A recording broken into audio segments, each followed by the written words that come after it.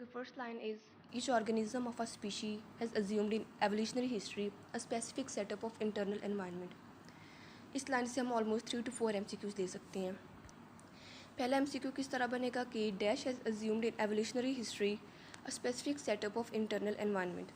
तो डैश की जगह आप लोगों को पॉपुलेशन दे सकते हैं, स्पीशी दे सकते हैं, इंडिविजुअल दे सकते हैं.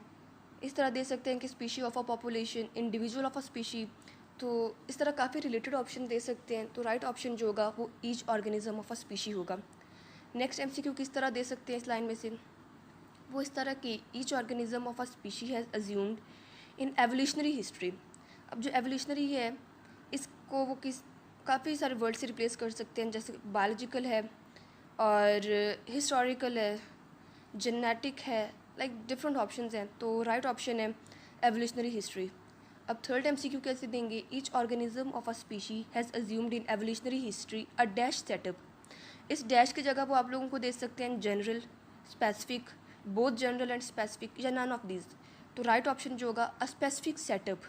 Each organism of a species has assumed in evolutionary history a specific setup of dash environment. This is fourth MCQ. और यहाँ पर जो आप लोगों को वो ऑप्शन दे सकते हैं वो एक्सटर्नल एनवायरनमेंट है, बायोलॉजिकल एनवायरनमेंट है, इंटरनल एनवायरनमेंट है, या बोथ एक्सटर्नल इंटरनल है, नन ऑफ दीज है, ऑल ऑफ अबव है. इस तरह काफ़ी सारे ऑप्शंस बन रहे हैं. तो जो राइट ऑप्शन है वो होगा इंटरनल एनवायरनमेंट. अब हमने एक लाइन में से ऑलमोस्ट 4 MCQs ले लिए हैं. कैसे, अब ये एग्जैक्ट लाइन क्या है, each organism of a species has assumed in evolutionary history a specific setup of internal environment. आगे जो लाइन है, at various levels of organization suitable to its surroundings external environment. यहाँ पर ऐसा कोई MCQ नहीं है. हाँ, ये है कि सराउंडिंग्स किससे रिलेटेड है, एक्सटर्नल एनवायरनमेंट से. हमारी सराउंडिंग्स किससे रिलेटेड है, इट इज़ एक्सटर्नल एनवायरनमेंट.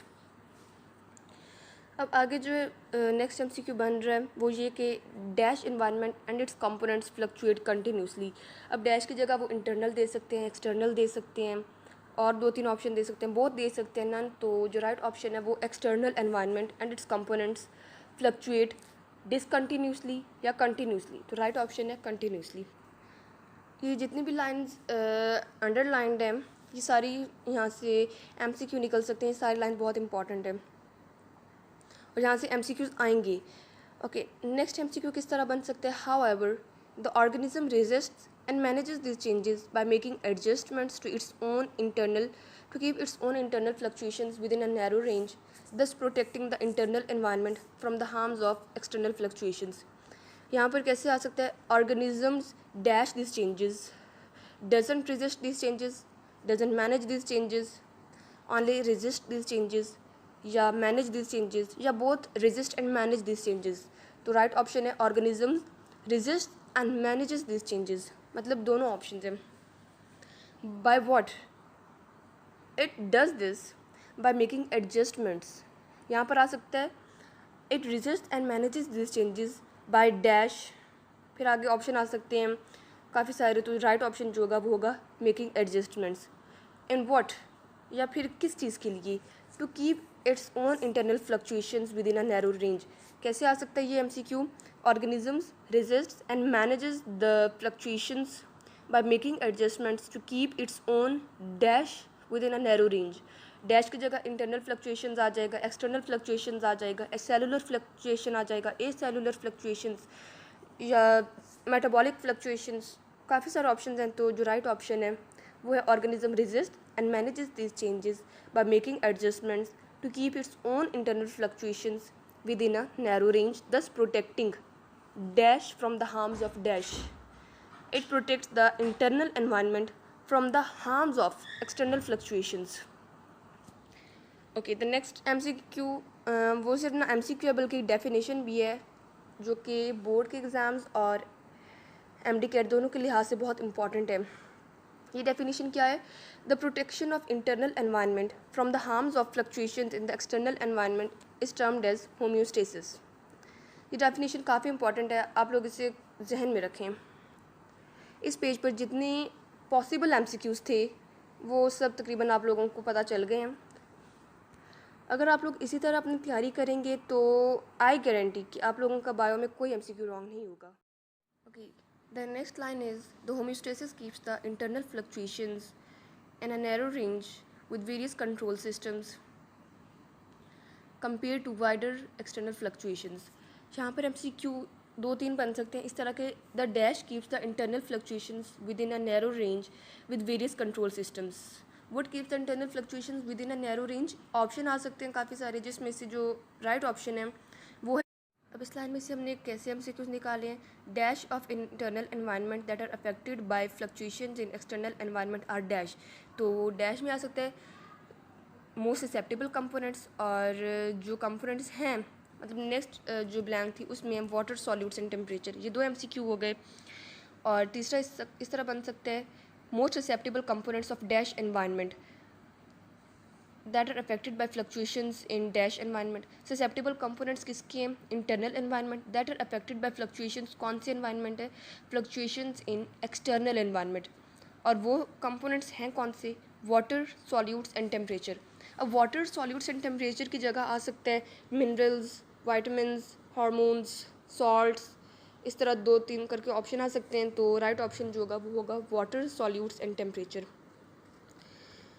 और जो तीसरा MCQ है वो है mechanism that an organism has adapted to eliminate harmful nitrogenous waste depend upon the availability of water.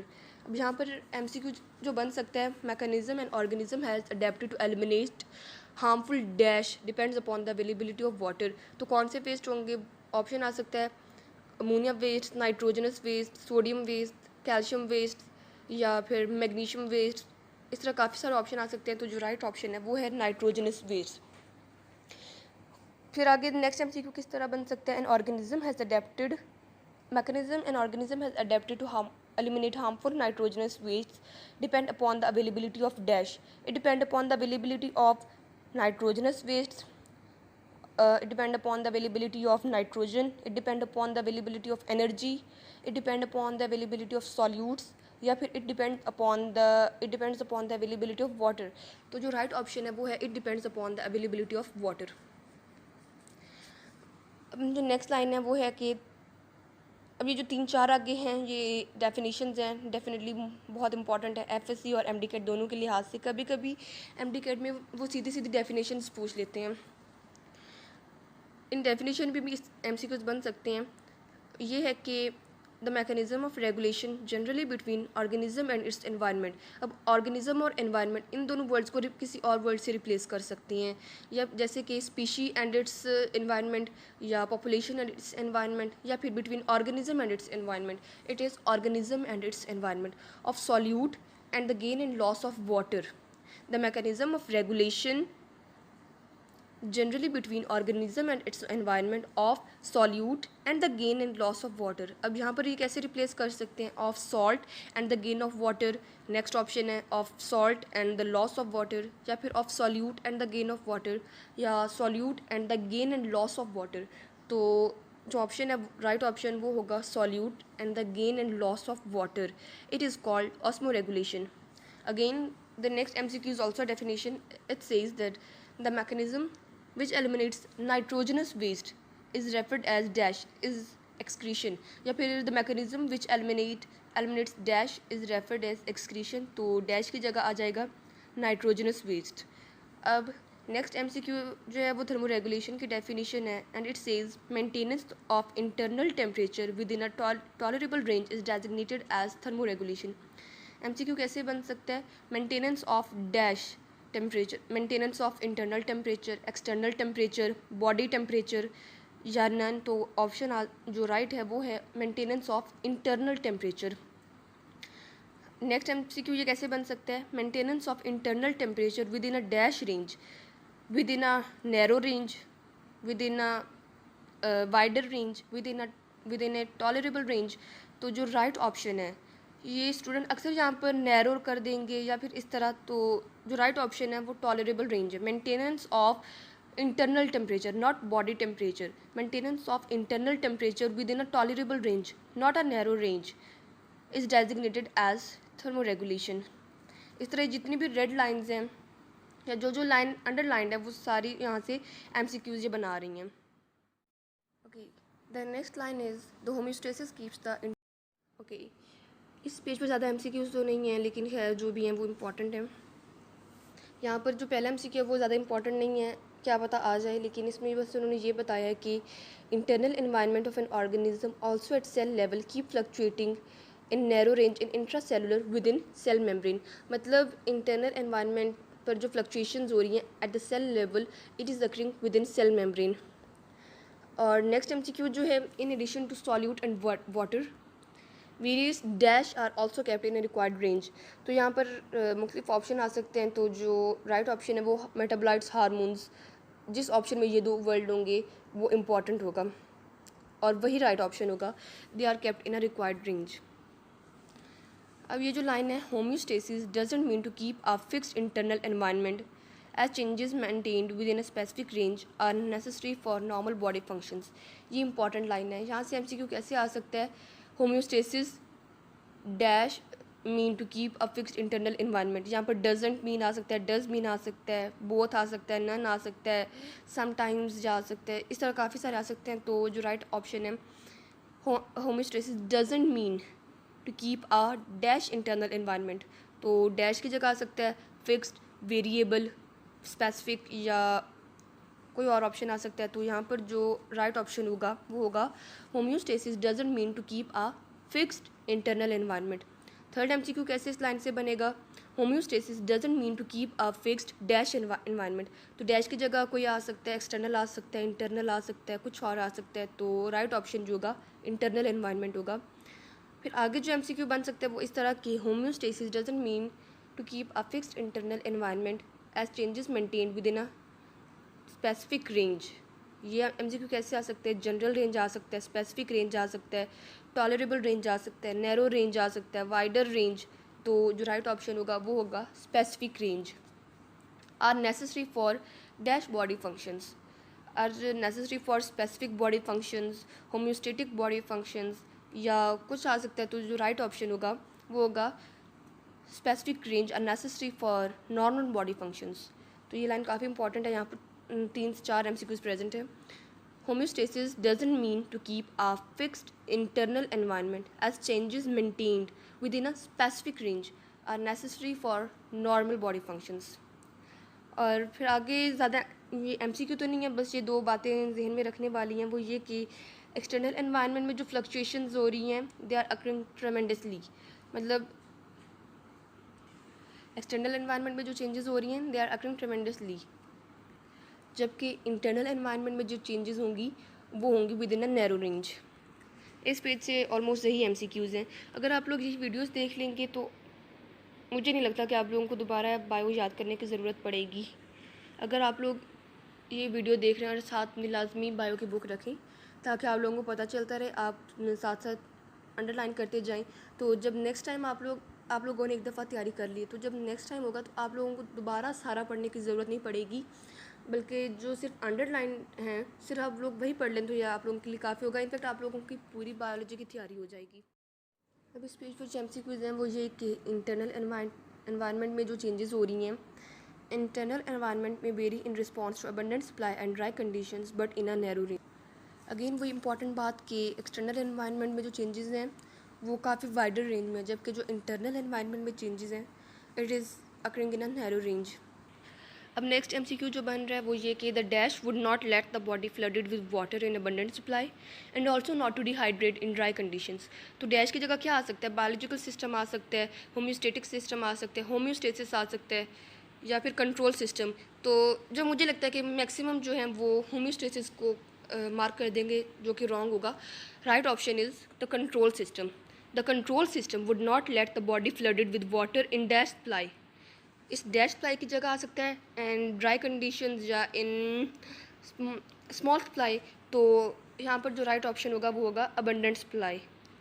The control system would not let the body flooded with water in abundant supply and also not to dehydrate in dash conditions. तो जो dash condition में right option होगा वो होगा dry conditions. Furthermore, adaptation to lower level of range in dry conditions and to higher level of range in an abundant supply of water is good for the organisms to feel normal within internal fluctuations forced by drastic external fluctuations. यहाँ पर MCQ कैसे बन सकता है, dash is good for organism to feel normal. तो dash की जगह homeostasis आ सकता है या कुछ और आ सकता है। तो जो राइट ऑप्शन है वो होगा adaptation. Adaptation to various conditions या external environment is good for organism to feel normal. अब नेक्स्ट एमसीक्यू कैसे बन सकता है इस लाइन से, adaptation is good for organism to feel dash within internal fluctuations forced by drastic external fluctuations. तो dash की जगह क्या आ सकता है, फील कुछ भी आ सकता है। तो जो नॉर्मल है वो राइट ऑप्शन होगा। अब तीसरा एमसीक्यू कैसे बन सकता है, adaptations is good for the organism to feel normal within dash fluctuations. तो इस डैश में जो राइट ऑप्शन होगा वो होगा within internal fluctuations which is forced by drastic dash fluctuations. यहाँ पर एमसीक्यू कैसे बन सकता है, adaptation is good for organism to feel normal within dash fluctuations forced by drastic dash fluctuation. पहली वाली ब्लैंक में एक्सटर्नल आ सकता है और दूसरी वाली ब्लैंक में इंटरनल, जो कि रॉन्ग होगा। तो राइट ऑप्शन क्या होगा, adaptation is good for the organism to feel normal with internal fluctuations forced by drastic external fluctuations. ये जो आगे 4 लाइन्स हैं ये काफ़ी इंपॉर्टेंट है। इसमें से ऑलमोस्ट 3 to 4 अगेन एमसीक्यूज निकल रहे हैं। ये लाइन क्या है, homeostasis is the central requirement in the maintenance of an organism which compels the adaptations in the constant changing conditions and contribute in evolutionary process। यहाँ पर MCQ कैसे बन सकता है, dash is the central requirement in the maintenance of an organism. तो dash की जगह जो राइट ऑप्शन होगा वो होगा होम्योस्टेसिस। अब सेकंड ऑप्शन कैसे बन सकता है, homeostasis is the dash requirement in the maintenance of an organism. तो डैश रिक्वायरमेंट में जो राइट ऑप्शन होगा वो होगा सेंट्रल रिक्वायरमेंट। अब तीसरा MCQ कैसे बन सकता है, homeostasis is the central requirement in the dash. तो इस ब्लैंक में क्या होगा, homeostasis is the central requirement in the maintenance of an organism. Homeostasis compels the adaptations in the constant changing conditions and contribute in evolutionary process। Again यहाँ पर 2 MCQs बन सकते हैं। The functions of homeostasis is dash and dash। तो पहली blank में जो right option होगा वो होगा compel the adaptations in the constant changing conditions in the extracellular environment and contribute in evolutionary process। ये होम्योस्टेसिस के 2 फंक्शंस हैं। इस तरह एक और MCQ बन सकता है, डैश कंट्रीब्यूट्स इन एवोल्यूशनरी प्रोसेस। तो जो राइट ऑप्शन होगा वो होगा होम्योस्टेसिस। इस ब्लैंक में और आ सकता है, एवोल्यूशन कंट्रीब्यूट्स इन एवोल्यूशनरी प्रोसेस या जेनेटिक चेंजेस कंट्रीब्यूट्स इन एवोल्यूशनरी प्रोसेस। तो जो राइट ऑप्शन है वो है होम्योस्टेसिस कंट्रीब्यूट्स इन एवोल्यूशनरी प्रोसेस। इस तरह तकरीबन 2-3 लाइन से हम 2-3 MCQs निकाल रहे हैं। अगर आप लोग इसी तरह बायोलॉजी की तैयारी करें, अपना कंप्लीट सिलेबस इसी तरह तैयार करें, तो आप लोगों की बायो की तैयारी बहुत अच्छी हो जाएगी और तकरीबन 80 में से 75+ MCQs आप लोगों के ठीक होंगे। और हो सकता है कि अगर आप लोग इसी तरह तैयारी करें तो 80 out of 80 ठीक हो सकते हैं और ईच MCQ काउंट्स। अब इस पेज पर भी कोई ज़्यादा इंपॉर्टेंट MCQs नहीं है, बस 3 से 4 MCQs हैं जो इम्पॉर्टेंट हैं। वो ये कि the living control system work exactly on the mechanism of dash control system. तो इस डैश में कौन सा आ सकता है, ऑप्शन जो होगा वो हो सकते हैं बायोलॉजिकल हो सकता है, केमिकल कंट्रोल सिस्टम हो सकता है और होमोस्टेटिक कंट्रोल सिस्टम हो सकता है और फिज़िकल कंट्रोल सिस्टम हो सकता है। तो जो राइट ऑप्शन है फिज़िकल कंट्रोल सिस्टम है। यहाँ पर जो कन्फ्यूजिंग ऑप्शन होंगे वो होंगे बायोलॉजिकल कंट्रोल सिस्टम और होमोस्टेटिक कंट्रोल सिस्टम। तो जो राइट ऑप्शन होगा वो होगा physical control system. The living control systems work exactly on the mechanism of physical control systems. Dash has 3 components. किसके 3 कंपोनेंट्स हैं, right option is living control system has 3 components. And उन 3 components का नाम क्या है, आगे ऑप्शन डिफरेंट हो सकते हैं। तो जो राइट ऑप्शन होगा वो होगा receptor, control centre and an effector.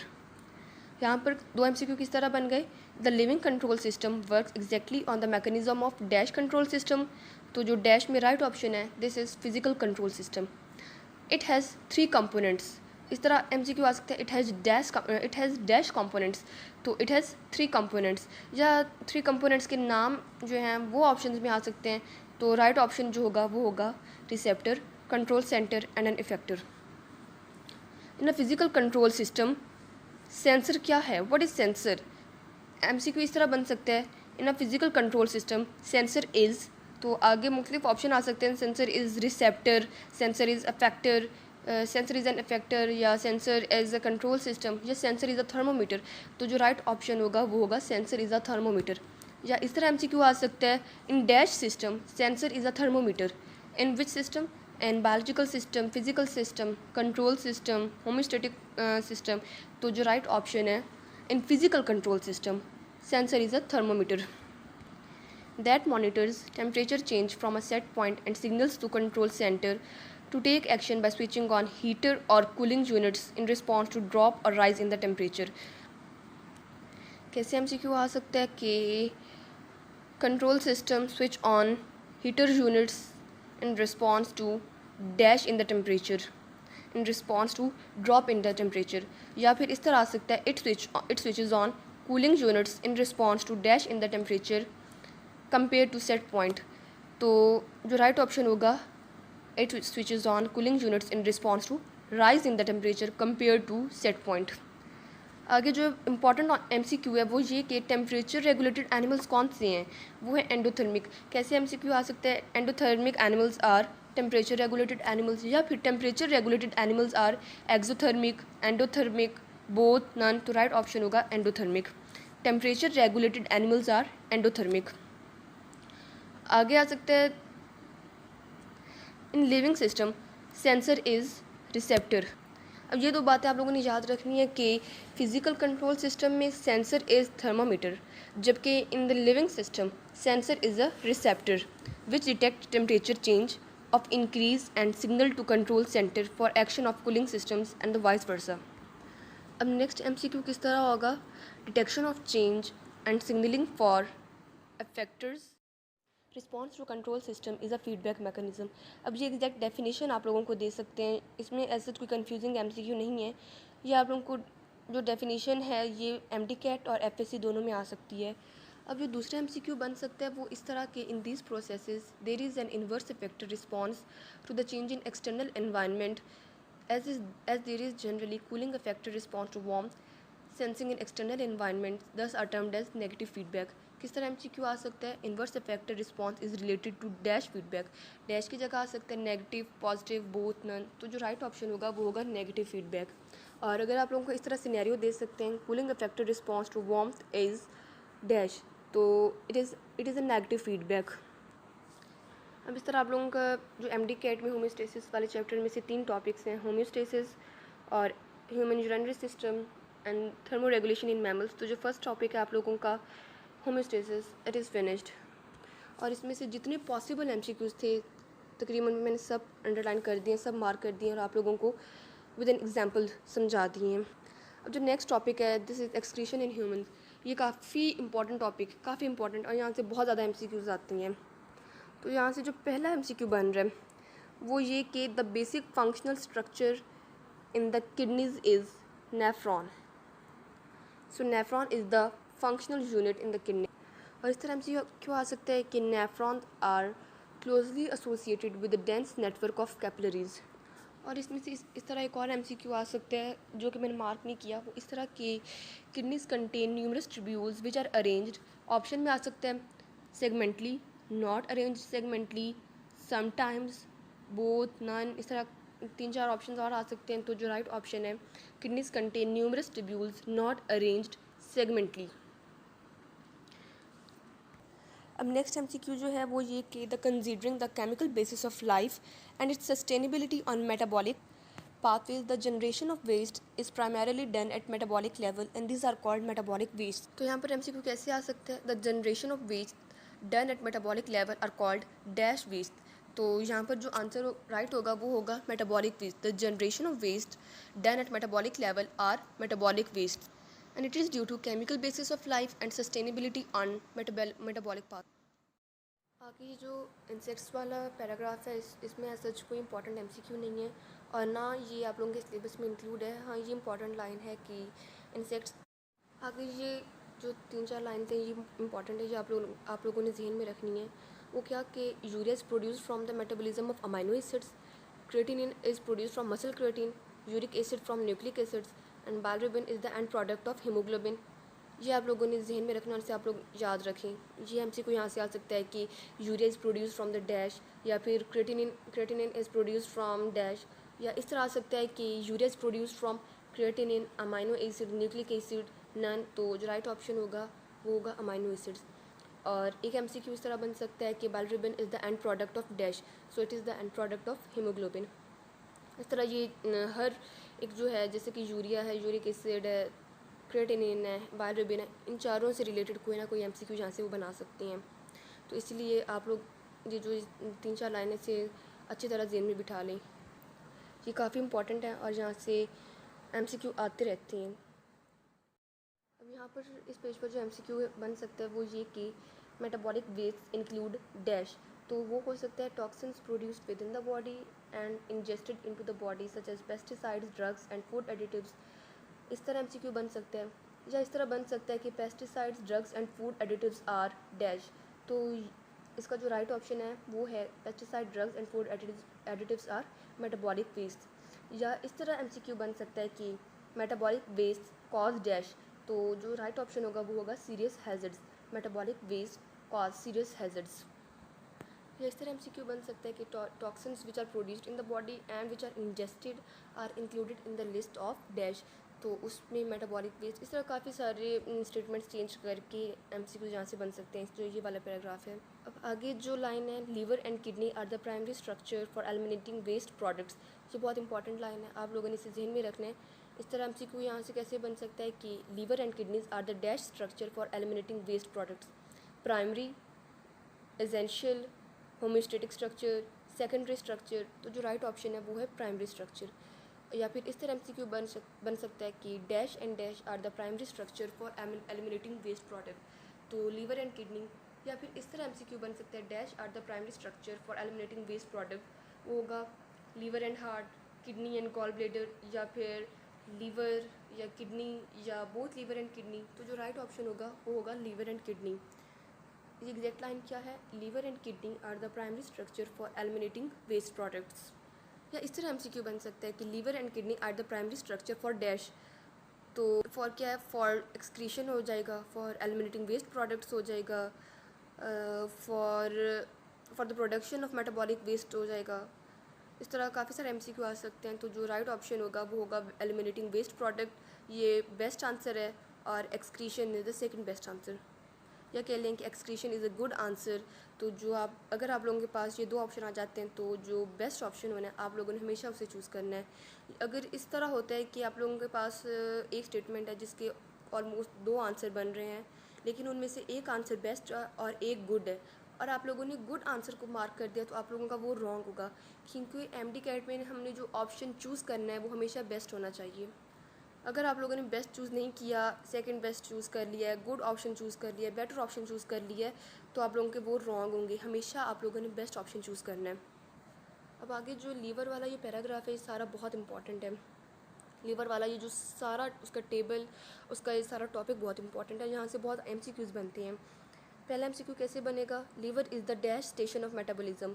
तो जो राइट ऑप्शन है, liver is the central station of metabolism. Second कैसे ऑप्शन बन सकता है, dash is the central station of metabolism. तो आ सकता है लीवर, आ सकता है किडनी, आ सकता है बोथ, आ सकता है नन, आ सकता है। तो जो राइट ऑप्शन होगा वो होगा liver is the central station of metabolism.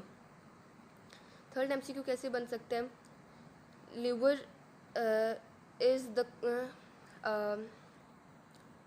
Okay, liver is the central station of metabolism and consequently the body's dash house.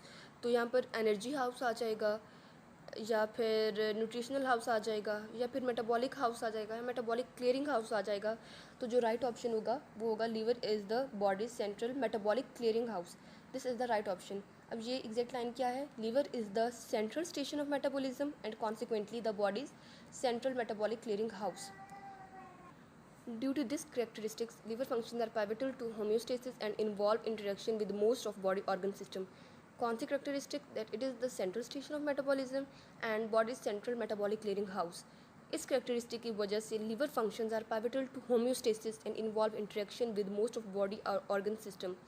यहाँ पर MCQ कैसे आ सकते हैं, liver is the central station of metabolism and body's central metabolic clearing house, so its functions are, तो जो right option होगा वो होगा पाइवटल टू होम्योस्टेसिस। या फिर इस तरह एमसीक्यू आ सकता है, liver is the central station of metabolism, so that's why its functions include. जो ऑप्शन में राइट होगा वो होगा interaction with most of body's organ system. इन लाइंस में और कैसे एमसीक्यू बन सकता है कि liver functions are dash to homeostasis, तो इम्पॉर्टेंट या पाइवटल इस तरह है।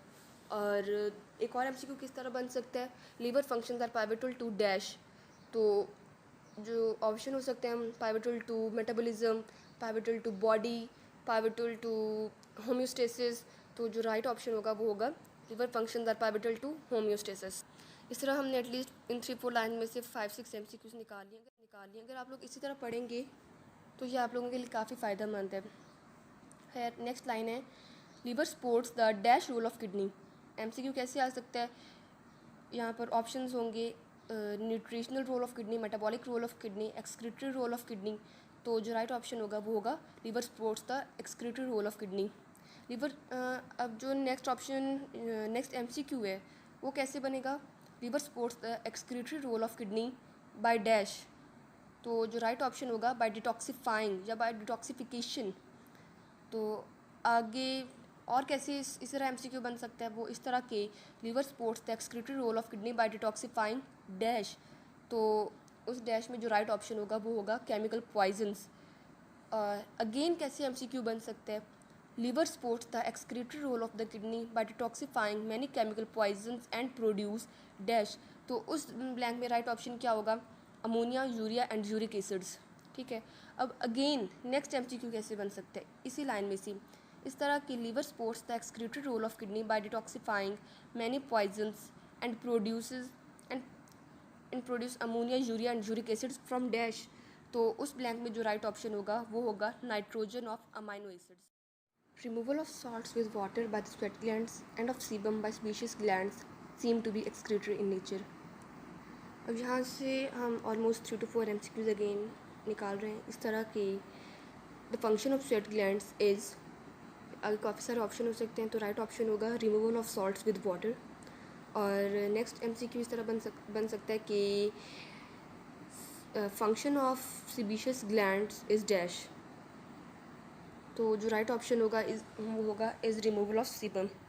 या फिर इस तरह हो सकता है functions of sweat glands and sebaceous glands seem to be dash in nature, तो उसमें होम्योस्टेटिक इन नेचर या chemical in nature, excretory in nature, इस तरह काफ़ी सारे ऑप्शन होते हैं, तो जो राइट ऑप्शन होगा वो होगा excretory in nature. Exact line कैसी है, removal of salts with water by the sweat glands and of sebum by sebaceous glands seems to be excretory in nature.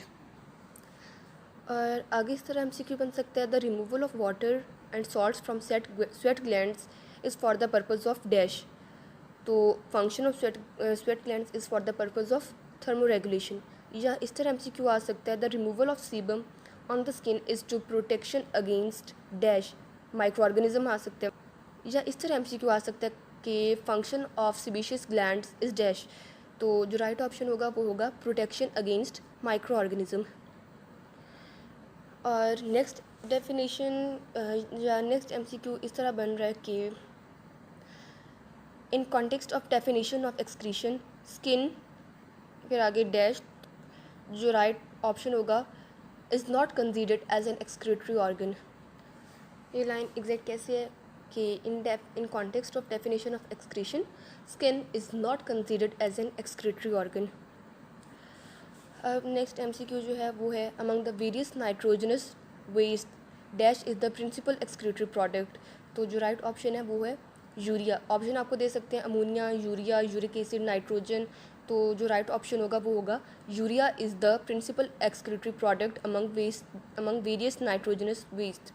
या इस तरह एमसीक्यू आ सकता है, या आ सकता है कि among the various nitrogenous waste urea is the dash product, it is the principal excretory product.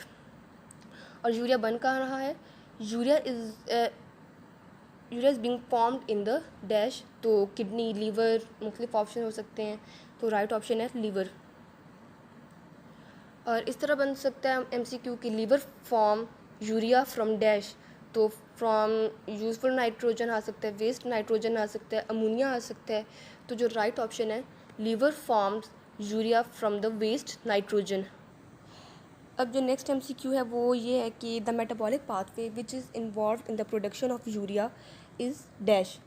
तो उसका नाम है इज़ यूरिया साइकिल। या इस तरह MCQ आ सकता है कि the dash pathway involve in the production of urea is called urea cycle.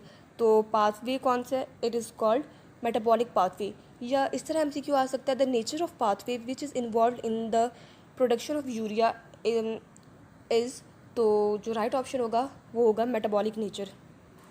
इस तरह एक स्टेटमेंट को काफ़ी तरीक़ों में चेंज करके दिया जा सकता है। और जो नेक्स्ट ये पैराग्राफ है ये भी काफ़ी इंपॉर्टेंट है। ये यूरिया साइकिल की डिस्क्रिप्शन है। इसी चैप्टर में यूरिया साइकिल का एक डायग्राम बनी हुई है। अगर आप उसी को अच्छी तरह देख लेंगे, याद कर लेंगे, तो यूरिया साइकिल की जो टेबल की जो डिस्क्रिप्शन है ये आप लोगों को अच्छी तरह याद हो जाएगी, अच्छी तरह आप लोगों को समझ आ जाएगी और बहुत जल्दी याद हो जाएगी। अब यहाँ से MCQ कैसे बनेगा? Dash and dash are shunted into the cycle to generate one molecule of urea. तो इस तरह आ सकता है 2 molecules of ammonia and 1 molecule of carbon dioxide. या इस तरह MCQ आ सकता है कि dash molecules of ammonia and dash molecules of carbon dioxide are required to generate 1 molecule of urea. तो जो राइट ऑप्शन होगा, आगे मुख्तलिफ नंबर दे सकते हैं, तो जो राइट ऑप्शन होगा वो होगा 2 molecules of ammonia and 1 molecule of carbon dioxide. They are shunted into the cycle to generate dash molecule of urea 1 2 3 4 option दे सकते हैं। तो राइट ऑप्शन होगा 1 molecule of urea। ये एग्जैक्ट लाइन क्या है? 2 ammonia and 1 carbon dioxide molecules are shunted into the cycle to generate 1 molecule of urea। अब आगे उसका सारी डिटेल है कि 1 ammonia molecule combines with carbon dioxide and available precursor from previous cycle ornithine to form citrulline. ये अगर आप लोग वही डायग्राम देख लेंगे तो आप लोगों को सारी समझ आ जाएगी। MCQ यहाँ पर कैसे होगा? Dash molecule of ammonia combines with carbon dioxide and already available precursor from dash cycle. तो पहली ब्लैंक में क्या होगा? 1 ammonia molecule combines with 1 molecule of carbon dioxide and already available precursor from dash cycle. तो यहाँ पर urea cycle, previous cycle और भी 2-3 ऑप्शन हो सकते हैं। तो राइट ऑप्शन होगा from previous cycle, previous urea cycle. और उस प्रीकर्सर का नाम क्या है? यहाँ पर MCQ कैसे बनेगा? 1 ammonia molecule combine with carbon dioxide and ornithine to form dash to form citrulline. अब नेक्स्ट MCQ जो होगा वो होगा citrulline subsequently combines with another ammonia molecule to form arginine. फिर नेक्स्ट MCQ कैसे? यहाँ पर सीधे सीधे MCQs ही बन रहे हैं। तो नेक्स्ट MCQ कैसे होगा? The arginine is split by an enzyme, this enzyme is called. तो मुख्तलिफ नाम आ सकते हैं, यूरिएज आ सकते हैं और 2-3 नाम आ सकते हैं। तो जो राइट ऑप्शन होगा वो होगा arginase. The arginine is split by an enzyme arginase to form urea. Urea कैसे बन रहा है? By the splitting up of arginine and it is done by an enzyme arginase. जब आर्जिनिन स्प्लिट करेगा it is forming 2 products, one is the urea and the other is precursor ornithine which is being used for the next cycle. आप लोग diagram को सही तरह बनाकर बार बार बनाएं तो आप लोगों को है तो वो डायग्राम काफ़ी आसान। खैर आप लोग एक दफ़ा करेंगे तो आप लोगों को याद हो जाएगी। लेकिन अगर आप लोग डायरेक्ट सब्सक्रिप्शन पढ़ेंगे या ये जो डिस्क्रिप्शन है ये पढ़ेंगे तो आप लोगों को सही तैयार नहीं होगा, आप लोगों को थोड़ा टाइम लगेगा। अगर आप लोग पहले वो डायग्राम देखेंगे और फिर इस डिस्क्रिप्शन पर आएंगे तब आप लोगों को काफ़ी अच्छा तैयार हो जाएगा और आपको पता चल जाएगा अच्छा ये प्रिकर्सर है, ये पहला प्रोडक्ट है, ये दूसरा प्रोडक्ट है, ये एंड प्रोडक्ट है, इस तरह। अब आगे जो है वो है लीवर के फंक्शंस। लीवर के फंक्शंस बहुत इंपॉर्टेंट है। ये थोड़ा सा मुश्किल होता है याद करना जब आप लोग पहली दफ़ा याद करते हो। खैर आप लोगों ने FSC में से किया है तो आप लोगों के लिए आसान होगा। ये फंक्शंस बहुत इंपॉर्टेंट हैं, आप लोगों ने इन्हें बार बार तैयार करना तब आप लोगों को बहुत अच्छे याद हो जाएंगे और कोई प्रॉब्लम भी नहीं होगी। इसे अगर यहाँ से कोई MCQ आ जाता है तो कोई कन्फ्यूजन भी नहीं होगी। सबसे पहले जो लीवर का फंक्शन उन्होंने दिया हुआ है वो है सिंथेसिस। ये लीवर क्या बनाता है? It forms nitrogenous waste which include ammonia, urea and uric acid. और इसका आगे फंक्शन क्या होगा? It supports kidney and waste disposal. और जो सेकंड पर वो जो बना रहा है वो है plasma proteins which include prothrombin, fibrinogen, albumin. अब इन प्लाज्मा प्रोटीन्स का फंक्शन क्या है? वो जो प्रोथ्रोम्बिन और फिब्रिनोजन है they are involve in blood clotting and albumin is involve in maintaining osmotic balance of blood. इसी तरह आप लोगों ने यही याद रखना है कि जो लीवर के फंक्शंस हैं इनका मेजर इफेक्ट है ऑन होम्योस्टेसिस। अब नेक्स्ट जो लीवर सिंथेसाइज कर रहा है वो है बाइल, और बाइल का फंक्शन क्या है? It emulsifies fat in small intestine. यहाँ पर MCQ इस तरह बन सकता है, bile emulsifies dash in small intestine. वो जो राइट ऑप्शन होगा वो होगा fats. Bile emulsifies fats in dash intestine, small large, तो जो राइट ऑप्शन होगा वो होगा small. Bile emulsifies fat in small intestine. और आगे जो नेक्स्ट जो है लीवर सिंथेसाइज कर रहा है वो है लिपिड्स, कोलेस्ट्रॉल, लिपोप्रोटीन्स। और लिपिड्स, कोलेस्ट्रॉल और लिपोप्रोटीन्स का फंक्शन क्या है?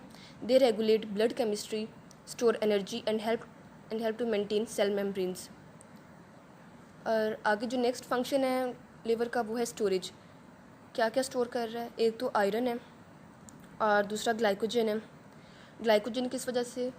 It serves as energy reserves. और आयरन क्यों? Because it is involve in the oxygenation of tissues, because iron is the constituent of haemoglobin. और जो नेक्स्ट फंक्शन है लीवर का वो है conversion. It converts excess glucose in blood to glycogen, lactic acid to glycogen and stored glycogen to glucose. और ये किस वजह से है? क्यों? इसका फंक्शन क्या है? Because they are involve in energy storage and use. और एक और फंक्शन जो लीवर का है वो है रिसाइकलिंग। किसे रिसाइकिल कर रहा है? Contents of old red blood cells. क्यों? और ओल्ड रेड ब्लड सेल्स के कंटेंट कौन से हैं? आयरन है और अदर कॉन्स्टिट्यूएंट्स ऑफ हीमोग्लोबिन। ये अगेन ऑक्सीजनेशन ऑफ टिश्यू, क्योंकि हीमोग्लोबिन जो है वो ऑक्सीजन कैरी करता है और ऑक्सीजनेशन करता है टिश्यू की, तो इसी वजह से जो इसका मेन फंक्शन है वो है ऑक्सीजनेशन ऑफ टिश्यू। और लीवर का जो सबसे इम्पॉर्टेंट फंक्शन है वो है डिटॉक्सिफिकेशन। किसे डिटॉक्सीफाई कर रहा है? Many harmful chemicals which includes food additives, pesticides, drugs etcetera. और ये किस में इन्वॉल्व होगा? ये असिस्ट किडनी होगा इन टॉक्सिन डिस्पोजल। बाकी ये जो लाइन है, liver is not only involve in the synthesis of nitrogenous waste to assist kidney in the disposal but also has numerous crucial functions of dash importance. तो dash में काफ़ी सारे option आ सकते हैं, तो जो राइट ऑप्शन होगा वो होगा होम्योस्टेसिस इंपॉर्टेंस।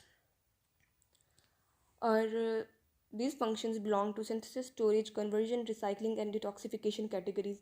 यहाँ पर अगेन कैसे MCQ आ सकता है? functions which includes synthesis, storage, conversion, recycling and detoxification, they are of dash importance, they are of homeostasis importance। और ये जो नेक्स्ट पैराग्राफ है ये भी इम्पॉर्टेंट है। ये है urea is dash form of ammonia, urea is detoxified form of ammonia, dash is detoxified form of ammonia, it is urea. या फिर इस तरह MCQ आ सकता है urea is detoxified form of dash, तो आ सकता है urea is detoxified form of ammonia and urea cycle. और urea can be retained in the body in dash amounts than ammonia, it is definitely in greater amounts than ammonia, and it can be eliminated with lesser quantity of water as compared to ammonia, or lesser quantity of water is equal to 1/10, which is much less than ammonia, than the quantity of water which is required to excrete or which is required in the disposal of ammonia। तो यहाँ से almost 3 to 4 MCQs इस तरह निकल आए हैं कि urea is detoxified form of dash it is ammonia, या urea is dash form of ammonia it is detoxified form of ammonia, या फिर detoxified form of ammonia is urea, या फिर urea can be retain in the body in dash amount it is greater amount, और या फिर it can be eliminated with dash quantity of water it is 1/10, या फिर it can be eliminated with lesser quantity of water as compare to ammonia. अब जहाँ तक आप लोगों का तकरीबन चैप्टर 15 का 1 पोर्शन कंप्लीट है, या फिर इस तरह कह लें कि हाफ आप लोगों का चैप्टर 15 कंप्लीट हो चुका है।